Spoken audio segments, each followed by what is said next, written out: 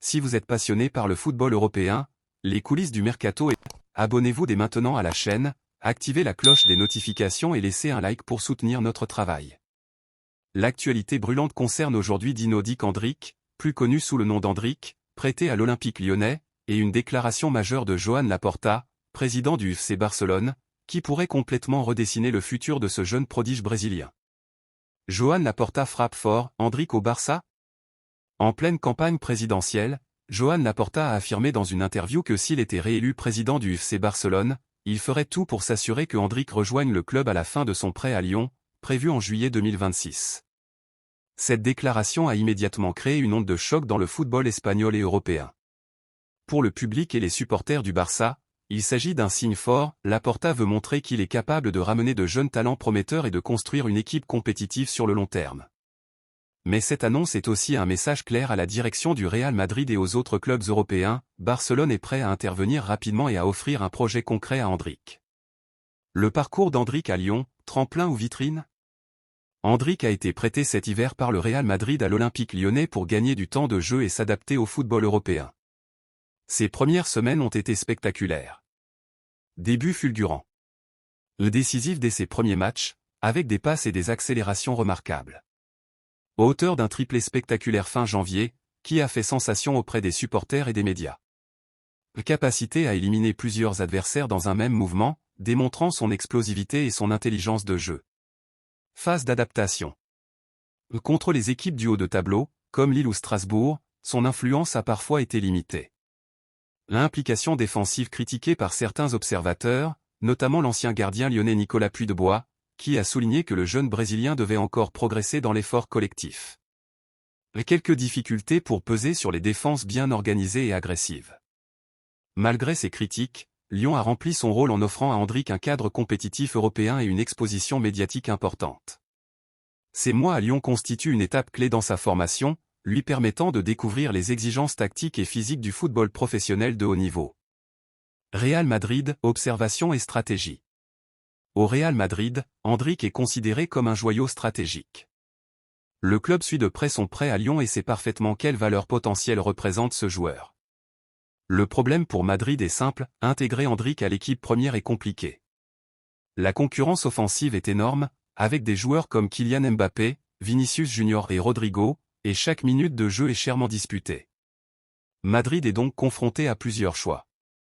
Maintenir Andrich et risquer de limiter son temps de jeu et sa progression. L'envoyer dans un projet ambitieux ailleurs pour gagner du temps de jeu et progresser.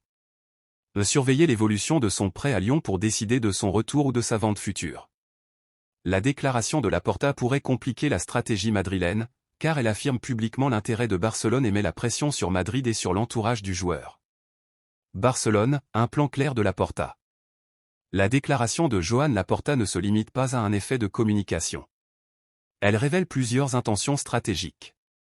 En ambition sportive, Laporta veut renforcer l'attaque du club avec un joueur de grand talent et à fort potentiel. Calendrier précis, la venue d'Andrich est planifiée pour juillet 2026, immédiatement après son prêt à Lyon. Un message politique, dans le cadre de sa campagne pour la présidence, Laporta montre qu'il peut attirer des talents majeurs et mener des opérations ambitieuses sur le marché.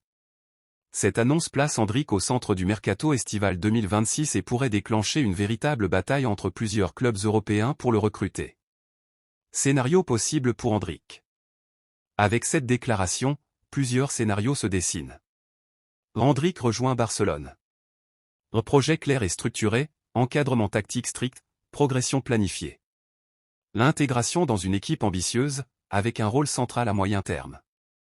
Real Madrid tente de le retenir. Proposition d'un temps de jeu garanti ou d'une intégration progressive dans l'équipe première. Risque de tension si le joueur privilégie le projet barcelonais. Autres clubs européens entrent dans la danse. Arsenal et PSG sont déjà sur les radars pour accueillir Andrich. La pression médiatique pourrait accélérer la décision et forcer le joueur à trancher. Dans tous les cas, le mercato 2026 pourrait se transformer en une bataille pour Andrich, avec Madrid, Barcelone et plusieurs clubs européens impliqués. Analyse comparative, Andrich et les jeunes talents du Real Madrid. Andrich n'est pas le seul jeune suivi par Madrid. Comparons-le à d'autres jeunes prodiges brésiliens. joueur âge lors de l'intégration à Madrid, impact immédiat, temps de jeu, progression tactique, différence avec Endrick Vinicius Junior. 18 moyen, quelques matchs, rotation, travail sur dribble et finition, intégré directement à Madrid.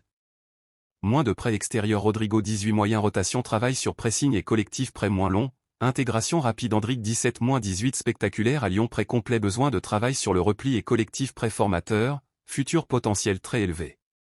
La différence clé est que Endrick bénéficie d'un prêt complet à Lyon, lui permettant de se confronter à un football européen exigeant avant d'être exposé dans un club majeur comme Madrid ou Barcelone.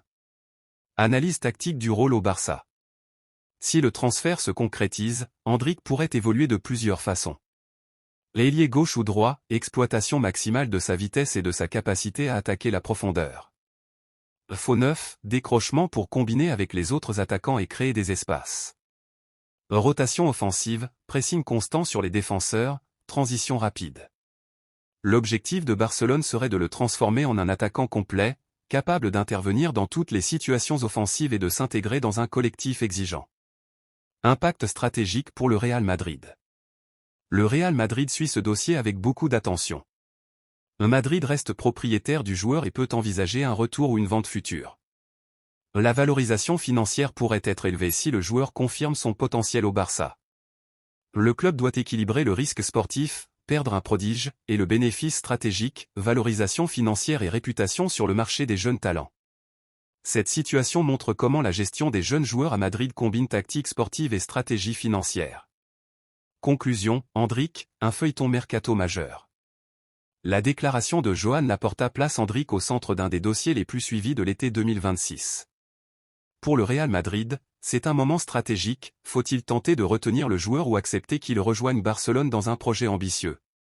Pour Endrick, c'est un choix de carrière majeur, rester dans un club formateur ou rejoindre un projet ambitieux avec visibilité immédiate. Une chose est certaine, l'actualité principale est désormais centrée sur Barcelone et Laporta, et le feuilleton Endrick ne fait que commencer.